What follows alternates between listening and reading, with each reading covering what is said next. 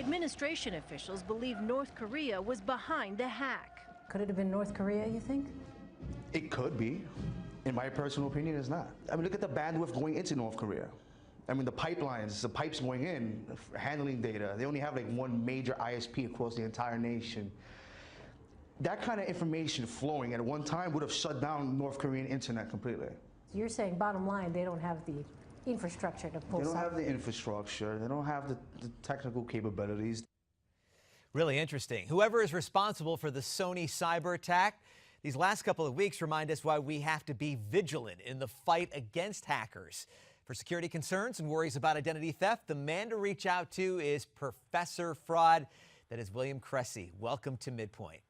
Great to be on. Good day to you. Welcome and greetings from Chicago. We appreciate that. Let's get right into the investigation. You know, we actually had an expert on last week was talking about that the software used by the hackers is North Korean, but that anybody could really get that North Korean software and in a way almost frame the North Koreans. What do you think about the investigation right now? Where are we with who's to blame for this? Well, I think we're still in the discovery phase, if you will.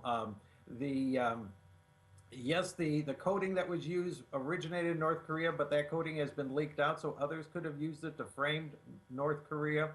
The FBI is investigating. They say they have specific evidence that indicates North Korea. I will, for now, give the FBI the benefit of the doubt. It's common operating procedure for FBI and Secret Service when they conduct these investigations to not disclose all the information so they can reserve some of that to tie up later investigations. So I'll give the FBI the benefit of the doubt on it for now. However, there is certainly a lot of good expert opinion out there that thinks that this could not have been North Korea or might not be North Korea. Some are citing, as the expert you just had on said, the lack of internet connectivity with North Korea. The lack of expertise that they have. However, we do know that North Korea has cooperated with Iran in the past, and they have a lot of good experts who could be working on this. They frequently subject the Gulf states with hacking out of Iran. Some of it looks a lot like this. So my thinking right now is it's when you have a dictator as petty and pestilent as North Korea has, I think it's very likely it's still North Korea. Yeah, it's a real whodunit. Now, you know, you talk about the cyber attacks on Sony, you got Russian hackers, we got the data briefs. Has there ever been a time you can remember when we've been so vulnerable? And it sounds like you think it's going to get even worse. Yes, I believe it's gotten worse. I think the Sony Pictures attack is particularly worrisome because this is for the first time you see the marriage of hacking with terrorist threats. So that's bad. Additionally, we're seeing, you know, potentially with North Korea as the state actor, you're seeing state actors getting involved in this hacking and what I've termed the weaponization of the internet. It was inevitable. You know, at the start of the last century, a couple of brothers from Ohio went to North Carolina and man could fly. Within a few years, governments were putting bombs and machine guns on airplanes and, you know, strafing the trenches of World War I. A few decades after that, not far from where I am right now, Enrico Fermi and his group at the University of Chicago split an atom. Within a few years, we had Hiroshima and Nagasaki. So it was only a matter of time before governments learned how to use the internet as a weapon.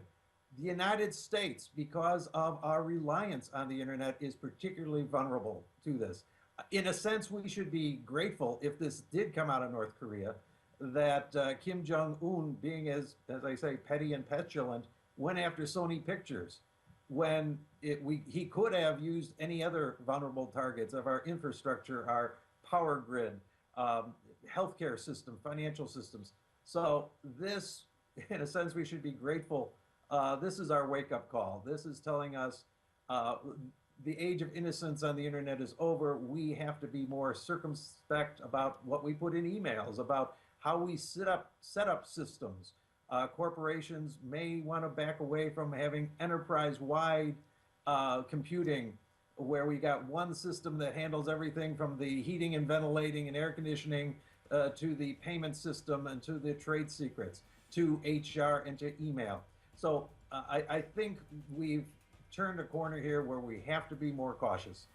Professor Fraud framing the issue for us. I'll tell you what, as you mentioned, it could get only worse. We got to protect ourselves. Thanks so much for the fantastic information on Midpoint TV right here on NewsMax.